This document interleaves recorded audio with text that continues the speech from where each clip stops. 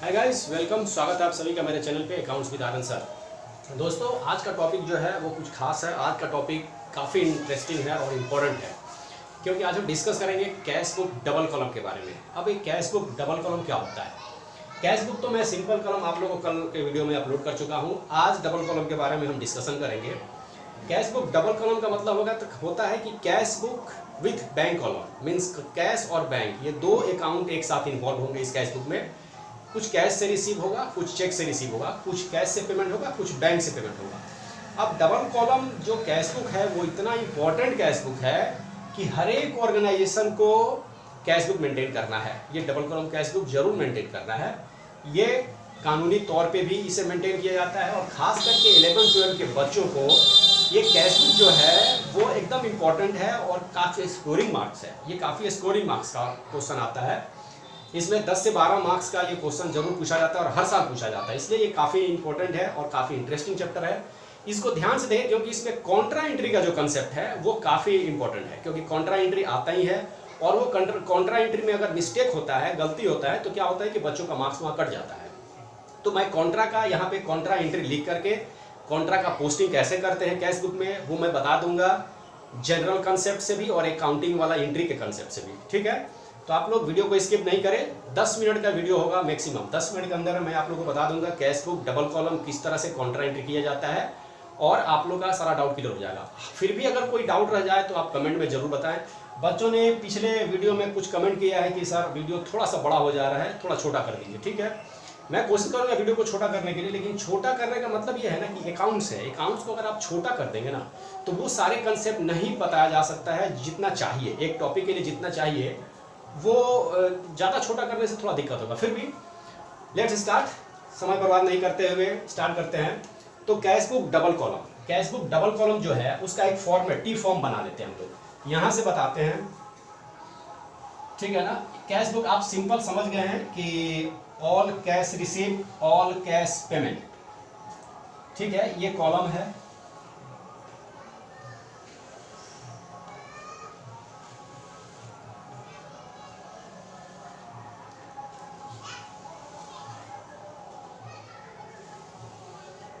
इस तरह से आप कॉलम बना लेंगे। कॉलम के लिए मैं आप लोगों को सजेस्ट करूंगा कि आप लोग अपने अपने बुक को फॉलो करें, बुक से देख लें।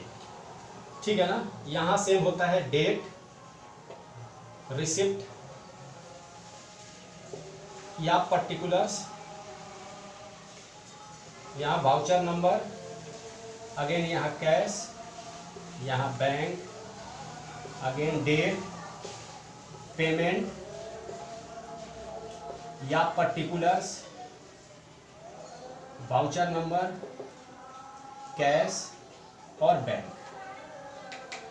यहाँ डेबिट क्रेडिट लिखना कभी नहीं भूलें। यहाँ कैश बुक, ब्रैकेट में डबल कॉलम। ठीक है, मैं पिछले वीडियो बताया था कि जो भी रिसिप्ट होता है अपना इस साइड आता है, जो भी पेमेंट होता है अपना इस साइड आता है। जिस सोर्स से हम पैसा हमारे ऑर्गेनाइजेशन में आए, कैश आए, इनफ्लो हो कैश का वो इधर, या चेक का इनफ्लो हो वो यहाँ, चेक का आउटफ्लो हो वो यहाँ, कैश आउटफ्लो हो वो यहाँ, माने पेमेंट यहाँ इस तरफ में, रिसिप्ट इस तरफ में। ठीक है, अब एग्जाम्पल से समझते हैं। सपोज किया आपने बिजनेस स्टार्ट किया है, जिसमें आपने कैश दिया और बैंक लगाया। बैंक में भी कुछ पैसे थे, उसको भी इन्वेस्ट किया, लगाया है, और कैश भी लगाया है। तो एंट्री बनता है अपना स्टार्टेड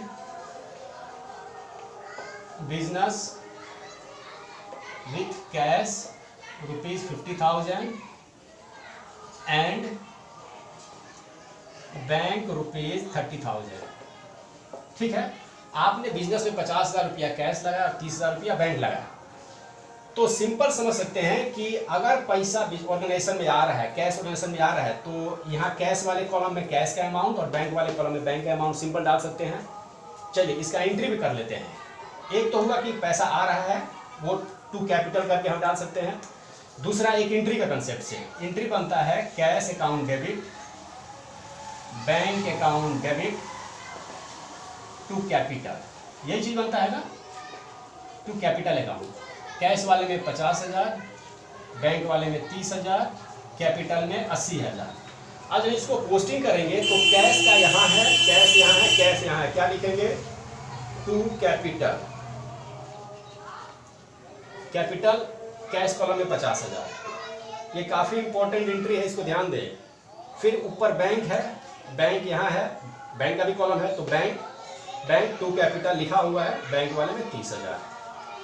ठीक है, जनरल कंसेप्ट था ये, ठीक है ना। कैश से पैसा आपको ये एंट्री की है तो टू कैपिटल हो गया, कैश वाले अमाउंट में कैश का कॉलम, बैंक वाले अमाउंट में बैंक का कॉलम। पहला एंट्री हो गया। दूसरा एंट्री,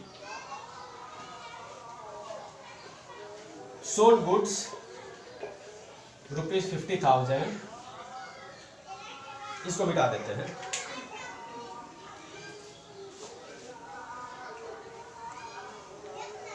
ये ऊपर ही मिटा दे रहे हैं, ये ऊपर से करते हैं, ठीक है। Number 2, sold goods ₹50,000 in cash and by cheque ₹80,000। आपने गुड्स बेचा है 50,000 रुपया कैश में और 80,000 रुपया चेक में। ये भी कंसेप्चुअल है।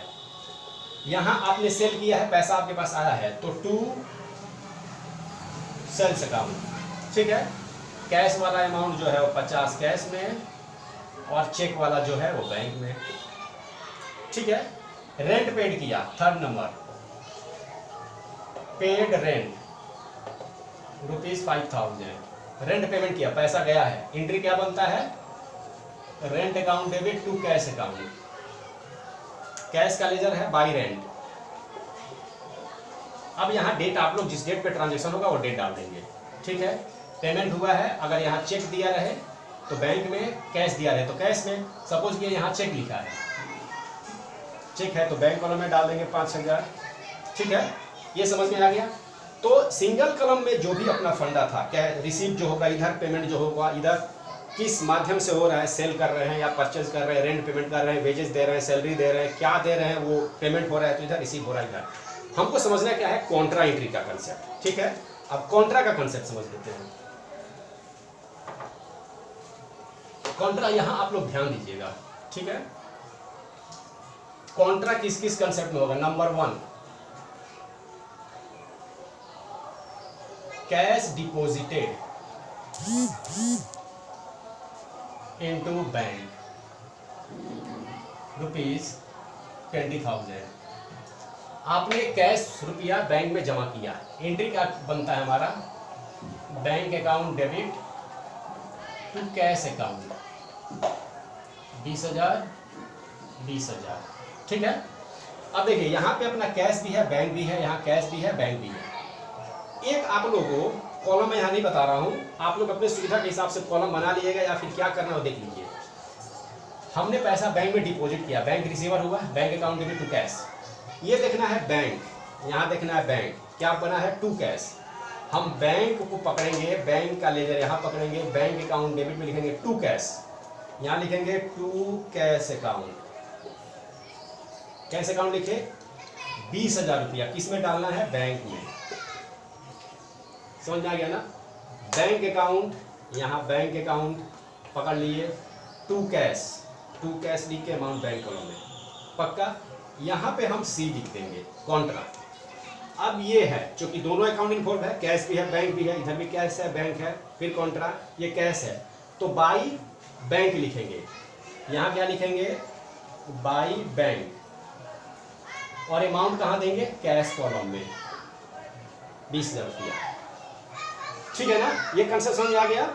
कैश में क्या लिखे हैं? By bank. यहाँ कॉन्ट्रा करते हैं, अमाउंट लिख दिए कैश में। ये कॉन्ट्रा एंट्री समझ में आ गया। अब कंसेप्ट समझ लीजिए। मैं ये यहाँ क्या हुआ है? कैश जमा हुआ है बैंक में, मतलब बैंक में पैसा आया है, कैश से पैसा गया है। तो कैश से पैसा गया है, जब पैसा जाए कैश से तो यहाँ, और जब पैसा आए बैंक में तो यहाँ। कंसेप्ट ठीक है ना? जब पैसा जाए तो यहाँ, जब पैसा जाता है तो यहाँ लिखते हैं। तो कैश के बॉक्स से पैसा गया है और बैंक के बॉक्स में पैसा आया है, ठीक है ना। ये कॉलम में समझ में आ गया। एक और कंट्रा बताऊंगा, क्योंकि फिर अगर इसमें ज्यादा कंट्रा बताऊंगा क्या फिर वीडियो बड़ा हो जाएगा, ठीक है। दूसरा contra, cash withdraw from bank for office use ₹10,000। Office use के लिए आपने बैंक से पैसा निकाला, एंट्री क्या बनता है, cash account debit to bank account 10,000। ध्यान से देखिए आप लोग इस कॉन्ट्रा को, ठीक है ना। नेक्स्ट वीडियो में मैं पूरा कॉन्ट्रा एंट्री करके मैं आप लोगों को बता दूंगा। यहाँ पे अभी बेस थोड़ा समझ लीजिए। कैश आपने पैसा निकाला है, पैसा आपने बैंक से निकाला है, कैश में डाल के ऑफिस खर्चा किया, ठीक है ना। तो ये एंट्री बना है cash account debit to bank. अब देखिए कैश यहाँ है तो नीचे क्या बचा, टू बैंक, यहाँ लिखेंगे to bank account, to bank account लिखेंगे, अमाउंट कहाँ डालेंगे, कैश में, ठीक है।